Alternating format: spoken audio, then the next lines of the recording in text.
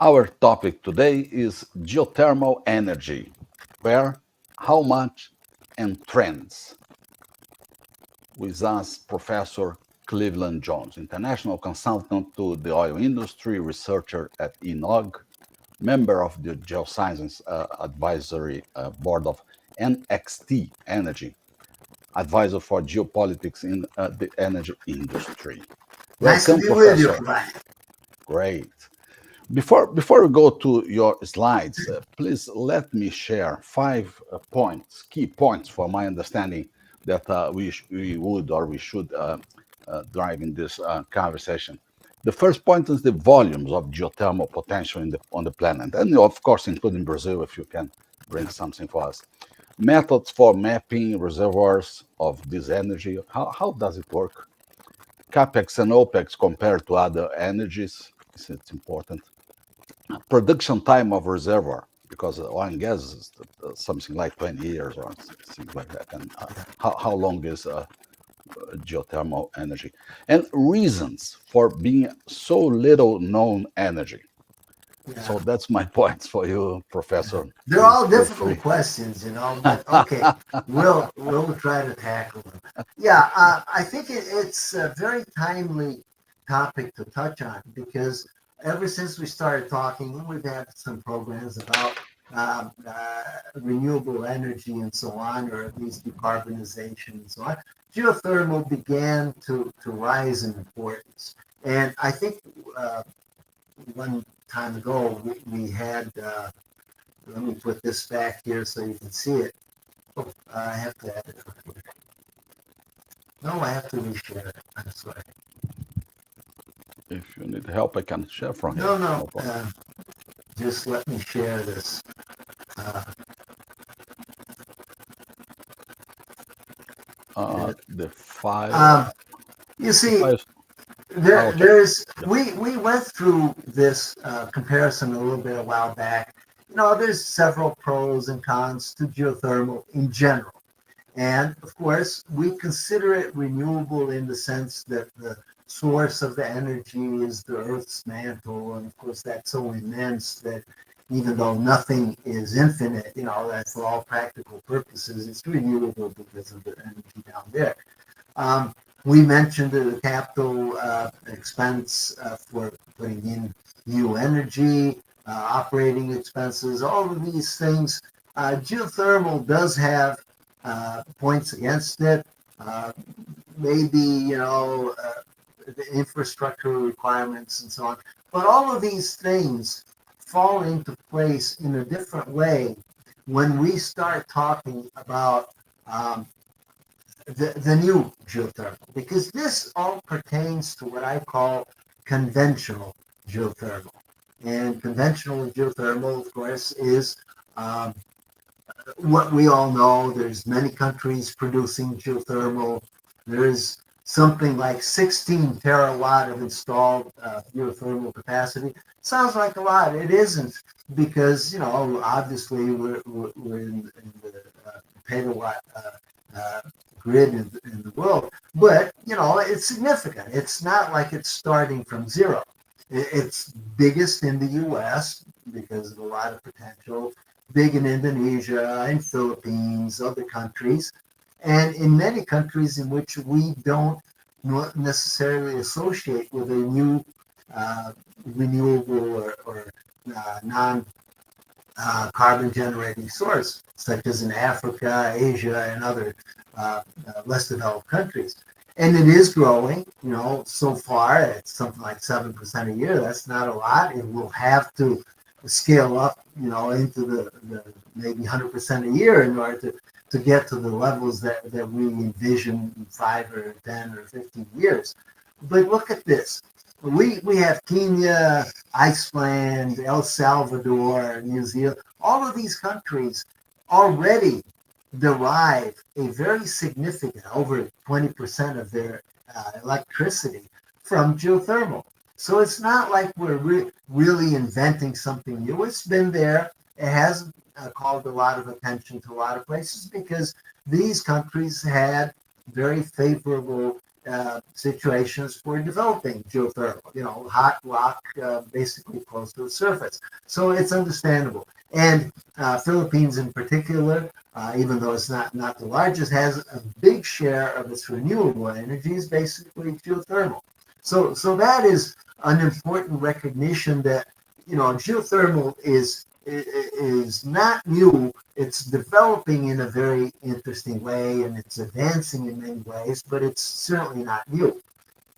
And this all goes back to what the potential for geothermal is. You ask about that.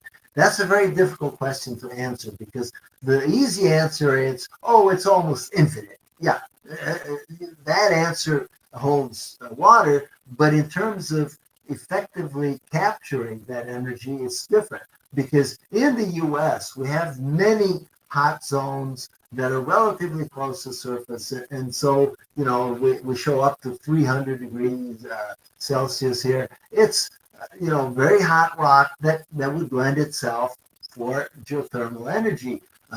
And in fact, California and some western states do have most of the geothermal installations in the U.S. But, this is also a world thing. If you look at these basically red zone, very difficult to have very good uh, map, good studies of the geothermal potential along the world because what is geothermal potential? In most cases, we translate it as hot rocks that are close to the surface that we can target in order to get heat out and do heat exchange, just like you showed in your uh, card for the program. It's basically a heat exchange system. You run water in and out. So we focus hot regions in the world where not very deep drilling can provide that energy. But other than that, any time that you have to drill, you have to expend effort, money, invest, even explore in detail. This is a very rough map. You have to look in detail. So the one very good thing that has developed is that the oil and gas industry, which is very adept at drilling and producing oil and gas, has already established the basis for the development of geothermal on a much larger scale. So it's not just specific geothermal projects, but projects of geothermal energy focused on where existing oil and gas industry infrastructure is in place. So this map is secondary. What you really want to look at is oil and gas installations within those regions. And that, is still a very open field because, of course, nowadays we have So, literally so millions of wells in the world. yeah, sorry to interrupt you. So you are saying that in Brazil there is no condition to geothermal energy because the geological condition. It looks like. What we're saying is that it's not a good geothermal condition because there are areas in finer detail. You would see areas in Brazil. In finer detail, you see areas even in Australia. But in this map, it doesn't show up. So this is one of the things that you also asked. How do we explore for that? We have to look for areas that have heat sources nearby. And Brazil Mm, does. It just doesn't exploit them very well because they're not predominant. But mhm. it's not just, and even some areas that aren't prime candidates might exploit that if there's infrastructure there already, and then you can benefit from less than ideal conditions. But if you have infrastructure already, maybe that can compensate for the fact that it's not an ideal location. And Yeah. this is, in fact, what's happening in the world. And what's necessary to find to search this kind of Okay, energy? Is that kind of seismic like the oil and gas? well, now we get to how it is that we work in the geothermal ecosystem. I'm not going to delve on this very long. Let me say that there's conventional geothermal and there's enhanced geothermal. The conventional geothermal, more or less like you showed in your card, you basically employ oil and gas installation, so you don't even have to do more than just find installations where it's very hot down at the well bottom. And there's many wells in the world where you have 200 degrees Celsius, and that would be sufficient for reasonable geothermal production systems. They because you're talking about oil and gas reservoirs, you already have more or less a permeable reservoir where you can inject water, get it hot, and you can produce it. Typical temperatures anywhere from 150 to 250 are sufficient to provide geothermal potential. Not giant installations per well, because in each well you can only get so much water in and hot water out. But nowadays there are some installations with over 25 megawatts, but not many. You're looking at smaller capacity per well. But if you have many wells, you could probably put together. So that's a good point. So it seems that the energy density, the efficiency is not big. Yeah, that's the thing. It's not very big, but then you have to consider that the oil and gas industry has been drilling wells for 100 years, and now we have so many wells that if we were to look Available, at, yeah. yeah, how many wells have hot enough temperatures down there, you could say many. And how many are close to where you need the energy, so you don't have to ship it very far? Many. So the potential is large if you look at that conventional system where you basically use the oil and gas industry. And with that system, your capex is much reduced because you don't have to Sure. drill. You're basically using the same wells. The operating expenses are still a little bit high, but reasonable And, in terms of others. and what's the mechanism? So you hit a vapor, water to generate Yeah, vapor? Yeah. basically you inject water, and if it's hot down there, it's porous, it will heat up, and you produce hot water, and you drive turbines. So the concept, in a sense, is very conventional, very, I'm not going to say low tech, but it's a technology which is very well recognized and developed, and it works fine. Obviously, the cost is still dependent because you have to pump water in, and of course, the efficiency of the turbine up there and so on. But it's scalable for multi-well systems. So if you have a field where you have 100 wells, you could potentially have, a large installation of geothermal energy production. And it's And, fast because basically you just got to use the wells and install yeah. pumps and so on, and put in a turbine for Yeah. electricity generation. Look at the SRB. Welcome, SRB. What's the drilling depth for each this Yeah, sector? this varies with what the oil wells. Some oil wells, even at 2,000 meters, already reach high temperatures. And this is what those maps were showing, where high temperatures relatively near the surface. Obviously, if you go down, 20 kilometers, almost everywhere is going to be very hot. But, conventionally with oil wells, basically, if you have an oil well, you all by definition, you don't have 400 or 500 degree temperature because that would not be a reasonable operating environment for an oil well. But you And can you do have have and too can you hot. have offshore and onshore systems or only Yes, onshore? yes. Generally, onshore is more amenable because of the installations that you use and the actual generating turbines that you set up. But nothing that would impede keeping an oil rig after an oil field is depleted and maybe just using it for geothermal. The problem is with those low megawatt production per well, I'm not sure you could justify keeping rigs in the ocean for even 5, 10 wells. So that's a consideration. Right now, any rig has a 200 megawatt generating capacity just to run things. If the oil is gone and you just have the same 200 megawatt generation, I'm not sure that would justify it. But onshore, yes, very And, easy. and how long a reservoir can produce a long Well, time? if you're talking, something like 2,000 meters, that heat from the mantle rising up, that is renewable because the mantle is so big and so hot that the heat being generated is being absorbed by the water. And as long as you have an equilibrium system where you're generating, say, 20 megawatts, you're cooling that water with, you're heating that water and then cooling it later. So that can be sustainable, you know, and the amount of heat from the subsurface is just immense. Usually that's a problem. In this case, you want to exploit that. But it's fast because other than they're just using the infrastructure, you're right there.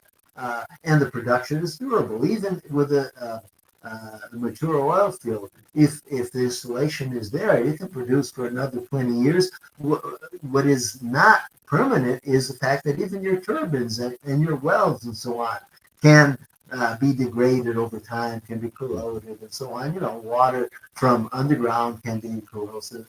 But the potential is immense. Various people have estimated, you know, how big is the potential? 100 gigawatts, 500 gigawatts all over the world, much more. You know, the potential is immense.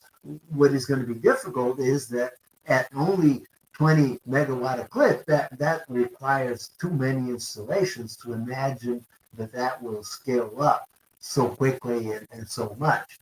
So that brings us to this enhanced geothermal systems, where you're looking not necessarily for fractured rock like in an oil reservoir or looking at installations of the oil and gas industry.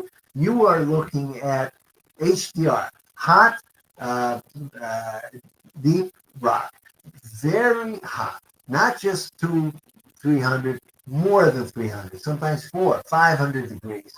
And then your efficiency goes up drastically because, you know, in thermodynamics, the higher the difference between the temperatures, the better efficiency.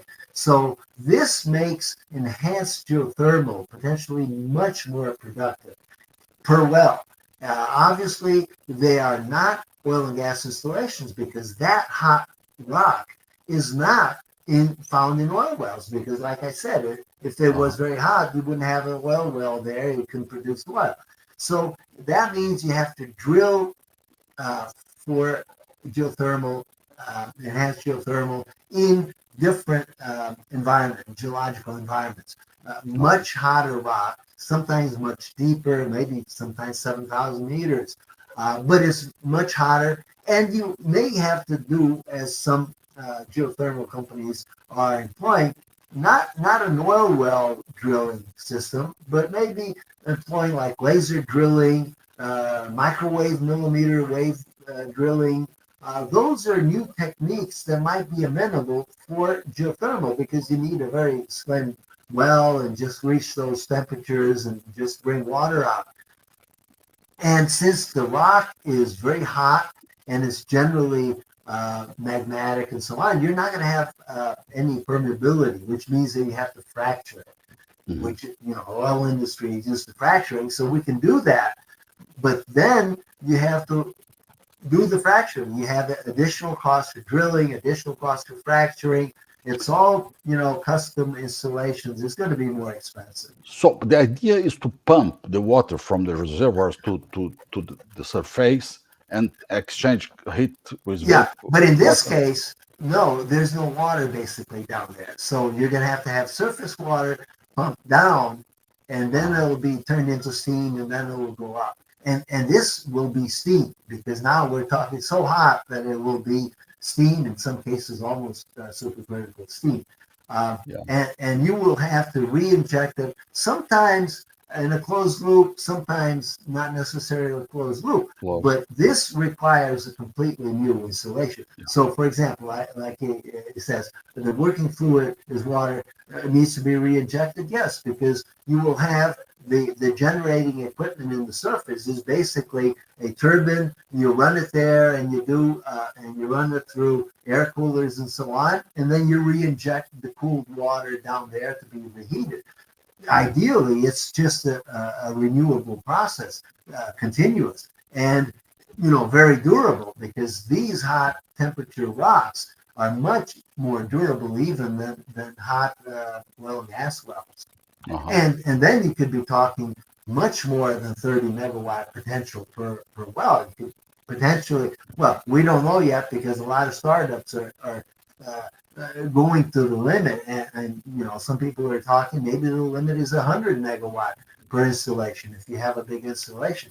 Now you're talking a different ball game, and of course, higher capex. Some people have estimated, you know, maybe two or more times that of solar, which is quite inexpensive.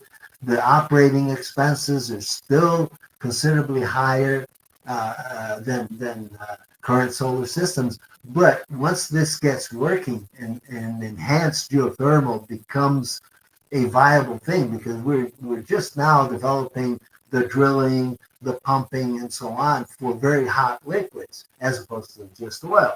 And Uh-huh. once we get to that point, obviously costs should come down to, you know, 40, 50 dollars per kilowatt hour. That will be basically competitive with most other renewable sources, and that will be important. And again, it's scalable because hot areas, you saw in the world, in the U.S., everywhere, there's plenty of hot areas if you go down deep.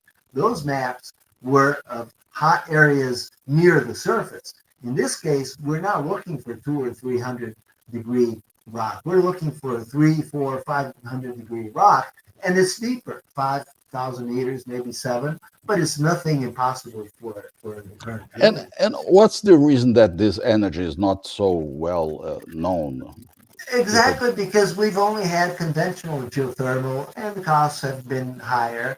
And in most cases, as long as you have alternatives, you look for that alternative rather than geothermal. In most of the countries where geothermal is big is because they don't have too many alternatives.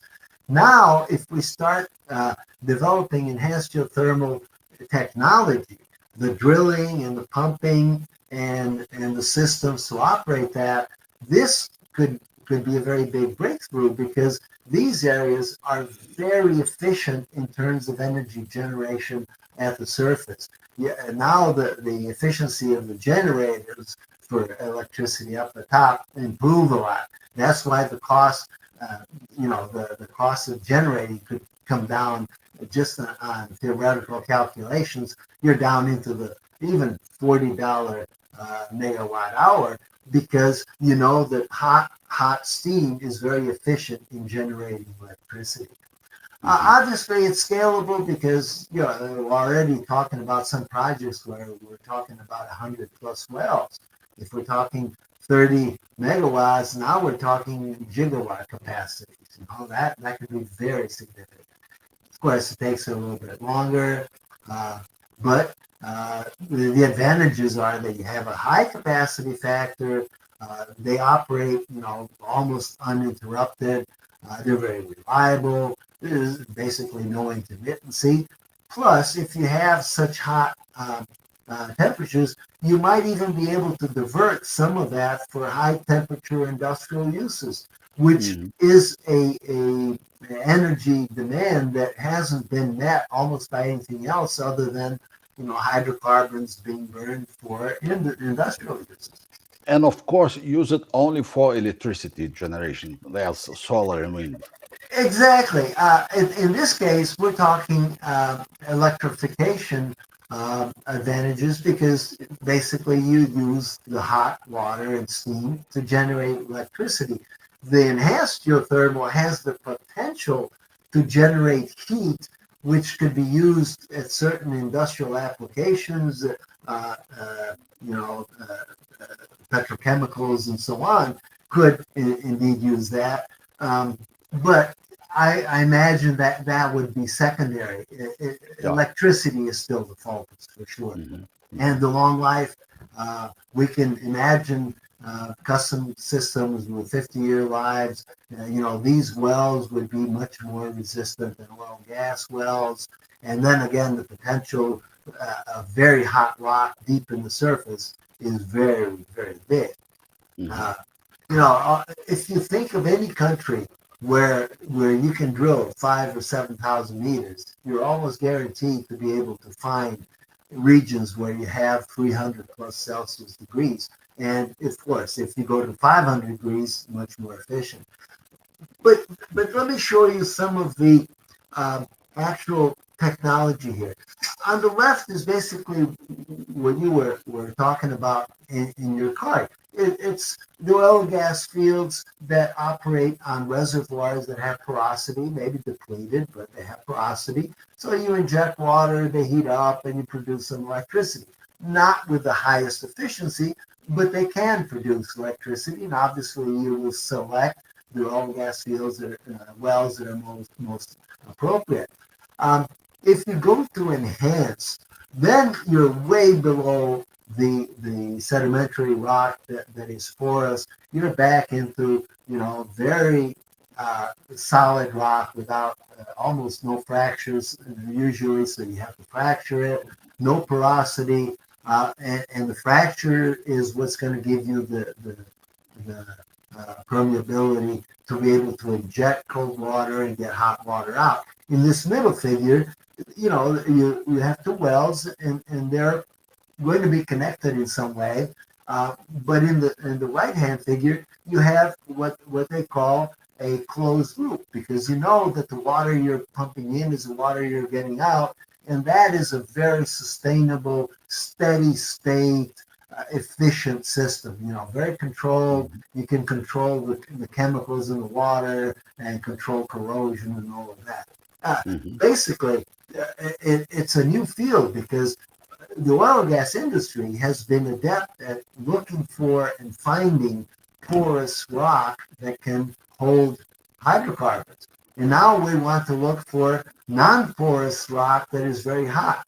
And the Mhm. seismic uh, technologies that are used for finding sedimentary rock that's appropriate for oil fields is not so appropriate in this case. Now we're going to have to be a little bit more creative. Yes, you can imagine maybe some grav systems might be more appropriate in delineating large bodies that are very hot. That's a new area to focus on. And there's even, non-conventional uh, ways of assessing such hot regions way deep. But Mhm. it's a new game, and it's this idea of a new game is what opens up the possibility of something quite different. Yeah. Uh, okay. Let me check with you if I'm right or wrong in terms of conclusions. I have 3 points to mention to your consideration. CapEx is relatively low because you adjust the existing oil Yeah, fields. the technology is there. Yeah. Yeah. OpEx extremely low because the costs Well, are. extremely low is not right for conventional geothermal because efficiency is not that high, so it ends up being a little bit more expensive than Mhm. alternative renewable energies. Um, but maybe next generation geothermal might be able to bring down costs much more because now very hot rock generates very hot steam. That is much more Uh-huh. efficient. So Yeah. then operating expenses can be expected to come way down. Yes. Good. Good. And the final one is efficiency is not high, but on the other side you use the available oil fields and wells. So that's a good point. Exactly. In conventional, the efficiency is not high. In advanced geothermal, the efficiency is much higher because, for example, when you have 300 and 400 degree steam, the efficiency is a geometric growth. So now you get the very efficient, just like gas turbines, operate at very high temperatures and they're very efficient because of the high temperatures. Now with geothermal, we might reach that kind of efficiency that gas turbines reach. Hmm. And to show you that this is a field, I like to call it an ecosystem that has been attracting a lot of innovators, startups, existing companies, not just some of the big power companies, not even some of the oil companies. You have a whole bunch of startups that are focused on new drilling technology specifically for advanced geothermal. Very interesting. And so many that you know that this is not, something pie in the sky. This is going on right now. The Department of Energy, the US DOE, has a lot of projects funding a lot of these projects. Now we're into the $100 million level, so we're not talking, small stuff. And these are already producing results. So from now, 5 years later, we're going to see very extreme growth in advanced geothermal.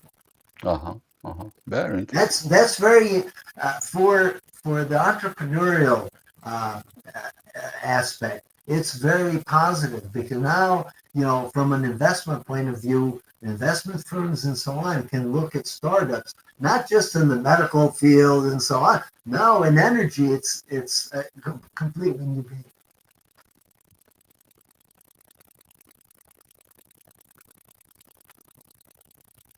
A lot can be done in the U.S. A lot can be done in the world. Yeah, That's the bottom line. that's yeah, good point. Excellent topic. Very curious topic. Geothermal energy. Thank you so much, Professor Cleveland Jones. It was a pleasure. Thank you. Great day for you. Take care. Bye bye.